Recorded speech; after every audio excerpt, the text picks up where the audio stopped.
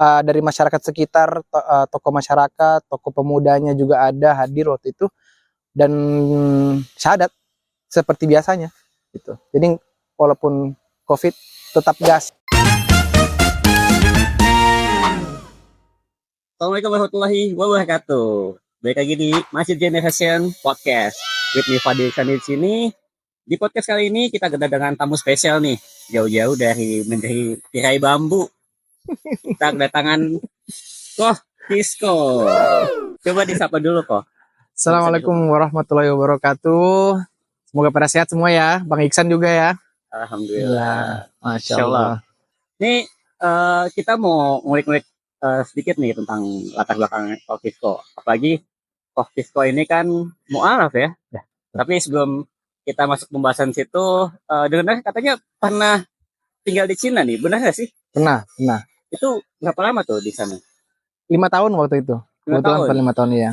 Pas waktu kecil atau sudah dewasa? Enggak, itu dari lulus SMA, terus 5 tahun tinggal sana. Oh berarti SMA-nya itu di Indonesia ya? SMA iya, masih Indonesia. Di mana tuh? Di Manado semuanya. Oh, Manado. Dari SD sampai SMA semuanya di Manado. Oke. Tapi keluarga memang keturunan asli dari sana? Dari ayah. Oh dari ayah? Ayah ya keturunan asli sana. Ibu berarti Ibu orang Manado. Manado. Asli, ya. Oke. Nah, punya basic keturunan dari Cina, terus tinggal di Indonesia, di Manado, itu ada ini nggak sih kesenjangan di sana gitu? Atau dibully kah? Gitu? Oh, alhamdulillah sih kalau misalnya di Manado kita nggak membaur lah. Kita di Manado membaur lah, jadi nggak ada yang namanya rasis-rasisan, sara begituan. Karena apa ya? Ya emang pada dasarnya emang udah begitu. Jadi di sana itu yang Chinese, yang apa, yang orang Minahasanya, maupun yang lain-lainnya. Ada juga kampung Arab di pecinaan juga, itu kita udah biasa aja gitu. Itu Manado mananya tuh? Manado kotanya. Okay. Manado kotanya. Boleh di-spill nggak sih gimana dulu tinggal di Manado gitu? Kita di sana. Waktu itu karena kerusuhan 98. Karena kerusuhan 98 makanya pindah ke Manado waktu itu. Dari TK di sana, SD juga, SD, SMP, SMA sampai lulus juga semuanya di Manado semua. Jadi ibaratnya di Jakarta numpang lahir doang. Gitu. Oh berarti lahir di Jakarta. Iya, lahir di terus, Jakarta. Pindah ke Manado. Iya. Bisa di sana gitu. Iya. Nah, sampai SMA terus sempat ke Cina. Cina di mananya tuh? Waktu itu di Cina, pertama kali datang ke Cina di Xiamen 2 tahun. Waktu Xiamen. Ya, Xiamen itu bukan. Si sialangan ya? Bukan si yang satu itu. Yang cukup kita tahu lah. Ya, Xiamen itu kota pesisir pantai. Indah banget kotanya tuh. Mirip kota Manado lah. Jadi pinggir pantai dia kan posisinya. Nah, di situ belajar bahasa 2 tahun. Dia nggak gede lah kotanya. Nggak gede, tapi dia lumayan teratur dan bersih kotanya. Alhamdulillahnya sih kalau bisa dibilang ya di Cina kota yang lumayan bersih sih Xiamen sih. Gitu. Nah, sama di sana itu apa ke keluarga kah atau urusan di sana murni pendidikan. Pendidikan iya, murni pendidikan. Oh, berarti lulus SMA langsung ke Xiamen. Betul, iya. Cina. Iya. Nah, itu ngambil jurusan apa tuh? Waktu itu masih belajar bahasa aja sih. Jadi kalau misalnya dibilang masuk D3 juga enggak, ibarat cuma ngeles aja sih di sana. Les lah, iya. Dia barat special course gitu. Jadi khusus kalau misalnya ada yang pengen belajar bahasa Mandarin, ambilnya di sana. Oh, bisa ya? Bisa, siapapun bisa. Karena juga terbuka juga untuk semua keluarga negaraan lah. Jadi alhamdulillah tuh bisa bertemu dari teman-teman dari negara lain. Dulu waktu itu sekelas ada dari Jerman, ada Rusia, jadi kayak berasa kelas perang dingin ya. Oh, multikultural ya? Betul. Dan di Israel juga ada waktu itu. Oh, gitu. Coba boleh di ini dong apa bahasa Cinanya. Halo, selamat malam pemirsa gitu. Tacha wan sang hao. Ni hao. Wah, ya. Ini. Ya, Oke. Ya. Berarti di sana 5 tahun itu ngerasa ini enggak? Wah, this is my land gitu.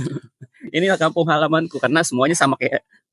Enggak juga, karena waktu di sana itu agak jiper juga kita tuh, karena ada namanya kaget ya, apa cultural shock lah, cultural shock. Jadi di sana itu kalau misalnya kita di restoran biasanya ada air dingin, di sana disuguhinnya teh panas. teh. Iya, teh panas dan kuah-kuahan gitu. Jadi itu pertama hal yang bikin kaget. Pas udah ya kan tengah hari tua dikasih teh panas kan agak gimana Teh gitu. apa tuh? Teh gelis, Teh ini lilis. teh hijau atau Oh, enggak bukan. teh teh merah Bukan teh. yang Teh non Sunda gula. ya. Bukan. Mereka biasa minum teh sana nggak pakai gula. Jadi itu agak-agak oke, tapi ya udahlah. Karena memang Mhm. budaya ngeteh itu lebih kental di Cina ya. Sedangkan Betul. kalau ngopi itu dari Arab ya. Yang Betul, kita betul, tahu. betul, betul. Barulah dibawa ke Nusantara Iya. gitu. Teh Oh gitu. sendiri dari bahasa Mandarin juga sih teh itu. Oh, Bukan Mandarin sih, sebenarnya itu lebih ke dialek. apa tuh? Kalau misalnya di daerah Xiamen itu kan daerah Fujian Selatan lah. Nah, Fujian Selatan itu bahasanya pakai bahasa Hokkien. Kalau misalnya di sini orang mungkin pada pernah dengar bahasa Hokkien. Jadi bahasa Mandarin itu cha, tapi kalau misalnya di Hokkien biasanya bilang teh. Nah, jadi itu teh yang diserap ke bahasa Indonesia ya pakai pakai bahasa teh gitu. Oh, masuk ke Gitu. Sunda jadi teteh ya. Nah, kalau itu lain lagi tuh. Oke. Nah, di sana belajar bahasa 2 tahun. 2 tahun Berarti ya. bisa nulis Mandarin juga ya? Dulu masih bisa, cuma sekarang karena udah nggak latihan, jadi udah agak kaku. Tulisannya pada dasarnya emang jelek juga sih. Tapi masih bisa baca juga. Baca bisa lah, Bisa. yang basic-basic aja, karena udah namanya bahasa juga apa nggak dipakai, jadi udah mulai lupa lah gitu. Karena di sini juga nggak ada yang bisa diajak buat latihan apa segala macam, dan juga ada sekarang lagi belajar bahasa Arab juga, jadi ya kecampur lah gitu. Bahasa Arab juga guys. Jadi udah Indonesia, Cina, yang Arab juga. Oke, tadi kan lu udah 5 tahun ya di Cina, hidup enak lah di daerah utama.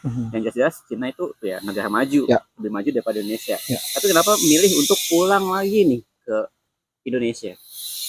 Indonesia adalah rumah. Indonesia tetap menjadi rumah. Karena apa ya? Saya nggak lahir di Cina ataupun gede di sana. Saya lahir di Indonesia. Sama ya? Beda, beda. Namanya kita di Indonesia sama di Cina tuh kulturnya berbeda, apa segala macam. Cara makan lah, makanan, cara hidup beda semua. Dan nggak biasa. Di sana seperti apa, kita di sini seperti apa. Tetap namanya kangen rumah lah, gitu loh. Sejak apapun kampung halaman kita, tetap kita punya rasa bangga dan rasa rindu ya untuk pulang ya. Spirit Pancasila. Oke. Itulah. Nah, setelah kita tahu nih backgroundnya Koh Kisko yang pernah tinggal di Cina gitu. Nah, sekarang kita mau masuk ke pengalaman lika-liku login-nya. Nah, itu apa sih Koh yang membuat antum ke-trigger masuk Islam gitu? Triggernya sih nggak ada sebenarnya. Ataupun ada sesuatu yang bikin kayak wah ini Islam gue harus masuk nih, nggak ada. Semuanya itu berproses lah sampai bisa meyakini bahwa Islam itu adalah agama yang benar, bahwa Allah itu adalah satu dan segala macam, itu punya ada proses belajar dan mencari tahu lah di situ ya kan. Berarti bukan alasan ini kan perempuan kan? Enggak. Dipaksa gitu. Nggak ada. Aja, gitu. Nggak ada. Alhamdulillah tuh teman-teman dari kampus dulu maupun sekitar tuh nggak pernah ada yang maksa untuk masuk Islam. Walaupun berbeda ya, maksudnya image di luar bahwa Islam nih begini nih. Kayaknya kalau misalnya itu kayaknya bakal dipaksa-paksain masuk Islam, tapi sebenarnya enggak gitu loh.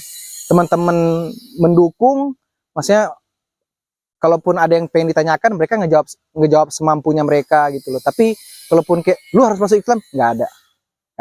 Oke, berarti dalam proses login itu disupport sama lingkungan ya. Itu pas masih di Manado kah atau di Jakarta? Udah di Jakarta waktu itu. Dari Jakarta. Kebetulan COVID. Oh, pas COVID. Pas COVID waktu itu. Dan kebetulan 2 hari sebelum sidang skripsi. Okay. Nah, itu gimana?